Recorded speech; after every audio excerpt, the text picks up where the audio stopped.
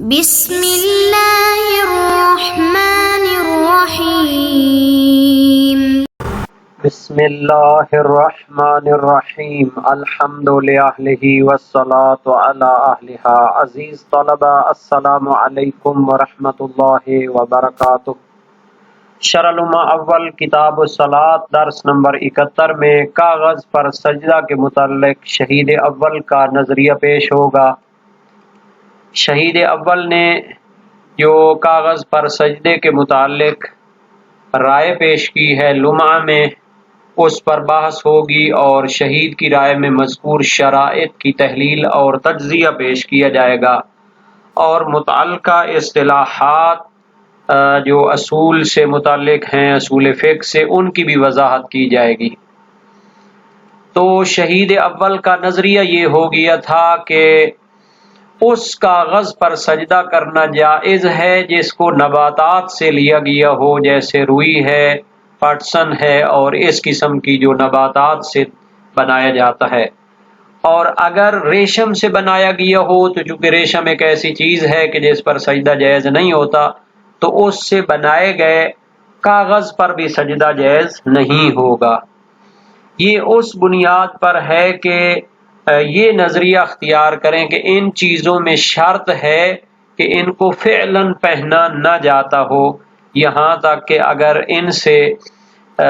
کاغذ بنایا گیا ہو تو اس پر سجدہ ممنوع نہیں ہوگا، چونکہ فعلاً کاغذ کو تو نہیں پہنا جاتا۔ تو بہرحال اس عنوان سے بھی اس کو جائز قرار دیا جا سکتا ہے، یا اس لحاظ سے ان پر جو ہے سجدہ جائز ہو سکتا ہے کہ جب ان کو جس طرح کاتا جاتا ہے روئی کو، اس کو کاتا نہ گیا ہو، اگر جناب علی کاتا نہ گیا ہو تو پھر اس پر سجدہ جائز ہو سکتا ہے۔ یہ بھی ایک نظریہ ہے۔ تو چونکہ کاغذ کی صورت میں جب آ جائے گی روئی وغیرہ تو وہ کاتی ہوئی تو شمار نہیں ہوگی، اس وجہ سے اس پر سجدہ جائز ہو سکتا ہے۔ ان دونوں کے مصنف قائل نہیں ہیں۔ روئی، پٹسن وغیرہ کے بارے میں وہ کہتے ہیں کہ ان پر مطلقاً سجدہ جائز نہیں ہوتا، چونکہ بالفعل چلو یہ جو ہے نا جی اس وقت پہنے نہیں جا رہے ہوتے، لیکن ان میں یہ صلاحیت موجود ہوتی ہے کہ ان سے کپڑا وغیرہ بنایا جائے، تو ان سے مطلقاً چاہے یہ روئی کی صورت میں ہوں، چاہے ان کو بنا گیا ہو، چاہے ان کو کاتا گیا ہو، تو ان پر سجدہ مطلقاً جائز نہیں ہوتا۔ تو اس لحاظ سے یہ جو شرط انہوں نے لگائی ہے کہ فقط وہ نباتات سے لیا گیا ہو، تو اس کا کوئی فائدہ نہیں ہے، کیونکہ یہ نباتات ایسی ہے کہ جس کو پہننے وغیرہ کے لیے استعمال کیا جا سکتا ہے۔ وَأَمَّا إِخْرَاجُ الْحَرِيرِ فَظَاهِرٌ عَلَى هَذَا، لیکن اس بنیاد پر حریر یعنی ریشم کا خارج ہو جانا وہ واضح ہے، چونکہ ریشم تو ایک ایسی چیز ہے کہ جو پہننے کے لیے استعمال ہوتی ہے اور اس پر سجدہ جائز نہیں ہوتا، لِأَنَّهُ لَا يَصِحُّ السُّجُودُ عَلَيْهِ بِحَالٍ، چونکہ ریشم پر کسی صورت میں بھی سجدہ جائز نہیں ہوتا، چاہے وہ کپڑے کی صورت میں اس کو پہننے کے لیے سی لیا گیا ہو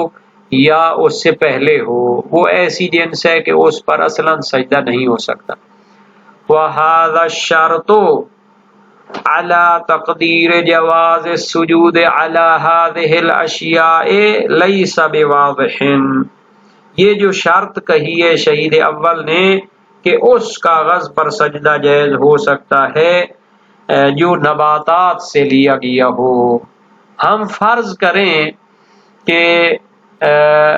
ان چیزوں پر مثلا جو نباتات ہوتی ہیں ان پر سجدہ جائز ہوتا ہے، تب بھی یہ شرط لگانا واضح نہیں ہے، چونکہ کاغذ کی صورت میں جب یہ آ گئیں تو یہ چیز ہو یا کسی اور چیز کا کاغذ ہو، اس میں کیا فرق پڑتا ہے، جبکہ یہ شرط احادیث میں بھی نہیں لگائی گئی۔ لِأَنَّهُ تَقْیِیدٌ لِمُطْلَقِ النَّصِّ، کیونکہ جو روایات کاغذ پر سجدے کو جائز قرار دیتی ہیں وہ مطلق ہیں، ان میں یہ شرط نہیں ہے، ان میں اس حالت کی شرط نہیں ہے، وہ مطلق ہیں، ان کا وسیع معنی ہے، چاہے نباتات سے لی گئی ہو چاہے غیر نباتات سے بنایا گیا ہو کاغذ، تو جب نص میں اطلاق پایا جاتا ہے، اس میں وسعت پائی جاتی ہے، تو اگر ہم کیا کریں، اس کو حد بندی کر دیں، اس کے دائرے کو محدود کر دیں، تو یہ تقیید شمار ہوتی ہے۔ بغیر دلیل کے تقیید کرنا جائز نہیں ہوتا۔ روایات میں عنوان قرطاس، کاغذ کے عنوان کو جواز سجدہ کے لیے کافی قرار دیا گیا ہے، اور وہ اس لحاظ سے مطلق ہیں۔ ان کی اگر بغیر دلیل کے قید کرتے ہیں، مقید کرتے ہیں، مطلق مقید کی اصطلاح ہوتی ہے اصول فقہ میں، تو وہاں پر جو ہے نا جی اس کی دلیل ہونی چاہیے۔ جب دلیل نہ ہو تو یہ تقیید بلا جواز کہلاتی ہے۔ او تخصیص لعامہ من غیر فائدۃ، یا جو روایات عموم کے تحت سجدے کو جائز قرار دیتی تھی، جمیع کواغذ، جمیع قرطاس پر وہ سجدہ جائز قرار دیتی تھیں، ان کو ہم کیا کرتے ہیں، ان کی حد بندی کر دیتے ہیں، ان کے دائرہ کو محدود کر دیتے ہیں، تو وہ تخصیص ہوتی ہے۔ تخصیص بھی کیا ہونی چاہیے، دلیل کے ساتھ ہونی چاہیے۔ بغیر فائدہ کے اور بغیر دلیل کے اگر تقیید کی جائے تو وہ جائز نہیں ہوتی۔ تو یہ دونوں اصطلاحیں ہیں جناب علی اصول فقہ کی۔ عام یعنی ایسا لفظ کہ جو کیا ہوتا ہے، وسیع معنی کو شامل ہوتا ہے، اور مطلق بھی اسی طرح ہوتا ہے کہ اس میں خاص حد بندی نہیں ہوتی، وہ بہت وسیع ہوتا ہے۔ لیکن عام اور مطلق میں فرق کیا ہوتا ہے کہ عام لفظ کو وضع کیا گیا ہوتا ہے وسیع معنی کو بیان کرنے کے لیے، لیکن مطلق میں کیا ہوتا ہے، لفظ کی وضع دلالت نہیں کرتی، لیکن چونکہ اس میں کوئی شرط وغیرہ نہیں لگائی گئی، اس کی حد بندی نہیں کی گئی، تو ہم کہتے ہیں مقدمات حکمت اور عقلی لحاظ سے اس کا دائرہ کار وسیع ہے۔ اگر کوئی خاص اس کی قسم مراد ہوتی تو مولا یا قانون ساز اس کی قید اس کی بیان کر دیتا۔ تو عام کے حد بندی کرنے کو تخصیص سے تعبیر کیا جاتا ہے، عام خاص کی تعبیر استعمال ہوتی ہے۔ اکرم العلماء اور اس کے مقابلے میں لا تکرم الفاسق منہم کی تعبیر ہوتی ہے۔ تو جس کے ذریعے تقیید کی جاتی ہے عام کی، تو اس کو خاص کہتے ہیں، تخصیص کی تعبیر ہوتی۔ اگر کہیں کہ اکرم عالمن، عالم جو ہے نا جی یہ مفرد لفظ ہے، لیکن کسی خاص عالم کی جو ہے نا شرط اس میں نہیں لگائی گئی، حد بندی نہیں کی گئی، تو ہر قسم کے عالم کی کیا کرنی چاہیے، اطلاق کے ذریعے وہ سمجھا جاتا ہے کہ اس کا اکرام کرنا چاہیے۔ لیکن دوسری دلیل اگر آ کے اس کی حد بندی کرے تو اس کو پھر مطلق مقید کے عنوان سے یاد کیا جاتا ہے۔ تو اگر ہم کہیں کہ مطلق یا عام عنوان سے ہر قسم کے کاغذ پر جائز ہے سجدہ کرنا روایات کی روشنی میں، تو جب تک اس کی محکم دلیل نہ ہو اس کے دائرہ کار کو محدود کرنے کی، تو پھر مصنف نے جو قید لگائی ہے کہ وہ کس سے بنایا گیا ہو، نباتات سے بنایا گیا ہو، تو اس قید کا کوئی فائدہ نہیں ہے۔ ایک چیز یہاں پر واضح ہونی چاہیے کہ شہید ثانی بتانا چاہتے ہیں کہ نباتات سے بنایا گیا ہو یا ریشم سے بنایا گیا ہو یا کسی اور چیز سے کاغذ بنایا گیا ہو، اس میں ایک معدنیات نورہ وغیرہ جو ملایا جاتا ہے، اس کی وجہ سے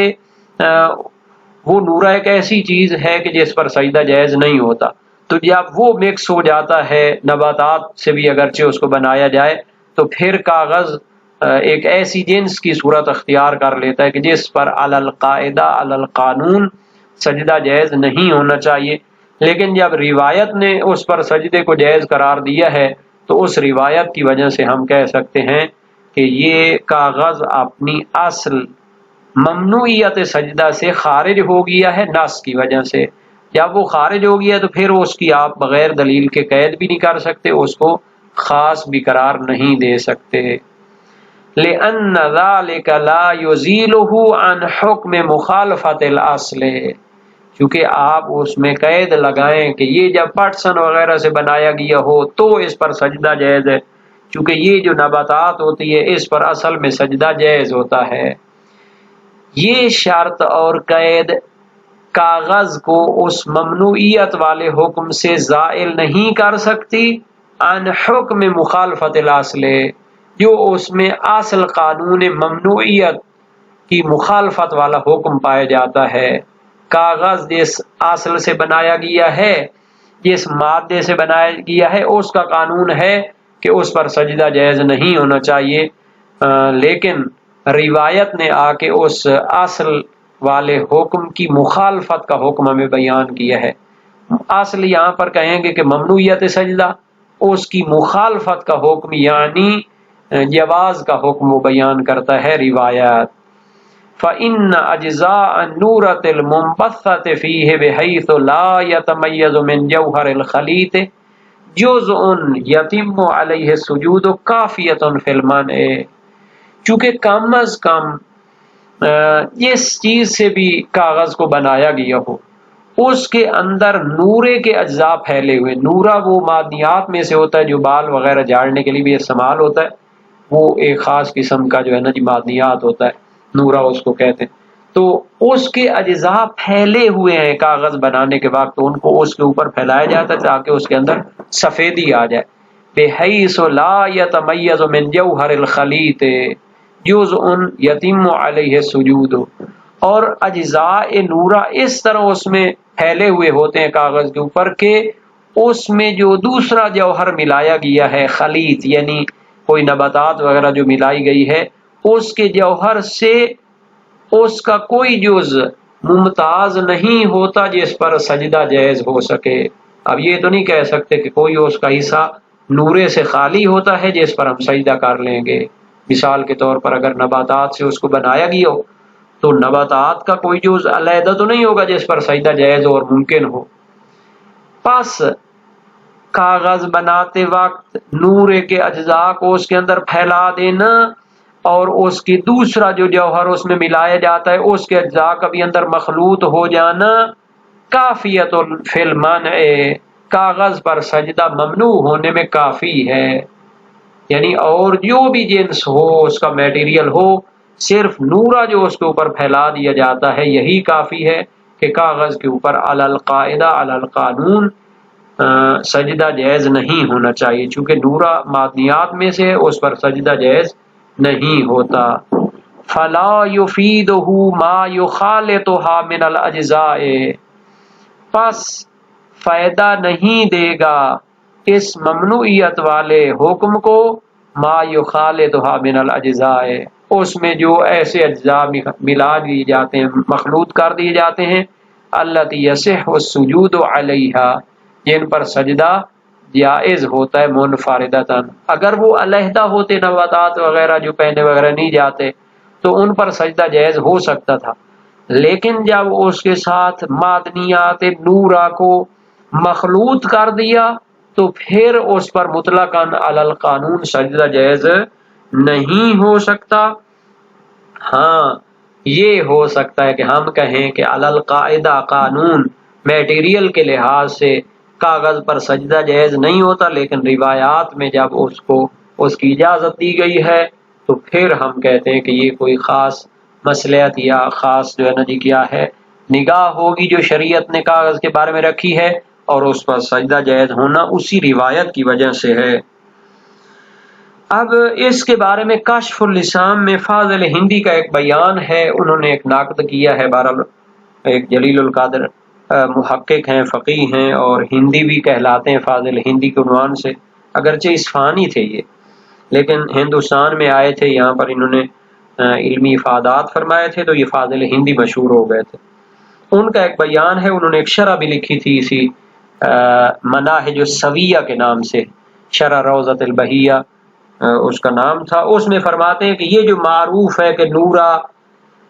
کاغذ کے مواد میں شامل کیا جاتا ہے، پھر اس کو دھو دیا جاتا ہے حتیٰ کہ نورے کا کوئی حصہ اس پر باقی نہیں رہتا، اس کو کم از کم شہید ثانی اگر مد نظر رکھ لیتے نا تو یہ اشکال وہ نہ کرتے۔ نورا جو ہے کاغذ کے میٹیریل کے اوپر جو لگایا جاتا ہے تو اس کا رنگ باقی رہ جاتا ہے، گویا کہ فاضل ہندی یہ کہنا چاہتے ہیں، تو اس کی وجہ سے جو ہے نا جی کوئی ممنوعیت نہیں رہنی چاہیے، اور وہ مصنف کی جو شرط تھی وہ بھی صحیح ہو جائے گی۔ کیوں؟ اگر میٹیریل نباتات وغیرہ ہو، زمین سے اگنے والی چیز ہو کہ جس پر سجدہ جائز ہوتا ہے، اور اس کی وجہ سے وہ اس کاغذ پر سجدہ جائز قرار دیں مصنف یعنی شہید اول صاحب، تو یہ ٹھیک ہونا چاہیے۔ اور یہ جو اشکال کر رہے تھے کم از کم اس میں نورہ جو پھیلا ہوا ہے معدنیات والا، تو فاضل ہندی کہتے ہیں کہ معروف یہ ہے کہ نورہ فقط اس کو رنگ کرنے کے لیے اس کے اندر ڈالا جاتا ہے، بعد میں کیمیکلی طریقے سے اس کو دھو دیا جاتا ہے تو نورہ جو ہے اس کا جو ایک جوہر ہوتا ہے وہ ختم ہو جاتا ہے، فقط اس کا رنگ رہ جاتا ہے۔ اسی لیے مفتاح الکرامہ میں سید جواد عاملی جو ہے بہت بڑے محقق تھے، انہوں نے فرمایا صحیح جواب یہ ہے کہ نورہ کاغذ کے اجزاء میں سے شمار نہیں ہوتا، فقط رنگ کرنے کے لیے ہوتا ہے، اس کا جو مادہ ہوتا ہے وہ ختم ہو جاتا ہے۔ وہ تو بعض جو ہوتے ہیں کنب کا جو کاغذ بنایا جاتا ہے اس کے ساتھ پہلے اس میں شامل کیا جاتا ہے تاکہ اس میں سفیدی آ جائے، پھر اس کو دھو دیا جاتا ہے حتیٰ اس کا کوئی اثر باقی نہیں رہتا۔ اس وجہ سے نورے کے بارے میں نورے کی وجہ سے کسی عالم نے اس پر اشکال نہیں کیا شہید اول سے پہلے، اور اگر شہید اول کے ذہن میں یہ تھا تو پھر انہوں نے بھی اس میں جو شرط لگائی ہے وہ صحیح ہے، چونکہ وہ کیا کہنا چاہتے ہیں کہ نورے کا اثر اس پر زائل ہو جاتا ہے۔ مجھے ان سے تعجب ہوتا ہے اور محقق ثانی کرکی سے اور شہید ثانی سے اور ان کے سبت سے بھی کہ وہ کیسے اس کے بارے میں نورے کی وجہ سے اشکال کرتے ہیں اور کہتے ہیں کہ یہ اصل سے خارج ہو جاتا ہے، یہ حکم اصل سے خارج ہے، جبکہ جو مسلمان کمپنیاں کہہ لیں یا جو مسلمان کاغذ بنانے کا کام کرتے ہیں اور نصارہ وغیرہ ان کے قریب جو مثلا کام کرتے تھے کاغذ بنانے کا، ان کے سامنے تھے، ان سے سوال کیوں نہیں کر لیے انہوں نے، تاکہ اس قسم کی جو انہوں نے فرضی باس بنائی ہوئی ہے کہ اگر اس کو ایسے اجزاء سے لیا جائے کہ جس پر سجدہ جائز ہوتا ہے تو پھر جائز ہوگا، اور اگر ایسے اجزاء سے بنایا جائے کہ جس پر سجدہ جائز نہیں ہوتا تو پھر جائز نہیں ہوگا، اور پھر وہ نورے کی وجہ سے اشکال کر رہے تھے، حالانکہ نورہ تو رنگ چڑھانے کے لیے ہوتا ہے، کاغذ کی سفیدی کے لیے ہوتا ہے، وہ اوپر ایک تہ نہیں چھوڑتا کہ اس کی وجہ سے اس پر حرام ہو۔ تو یہ بھی بہرحال ایک تحقیق ہے فاضل کیا ہے سید جواد عاملی کی اور فاضل ہندی کی۔ مزید جو اس دور میں کاغذ بنانے والی کمپنیز ہیں ان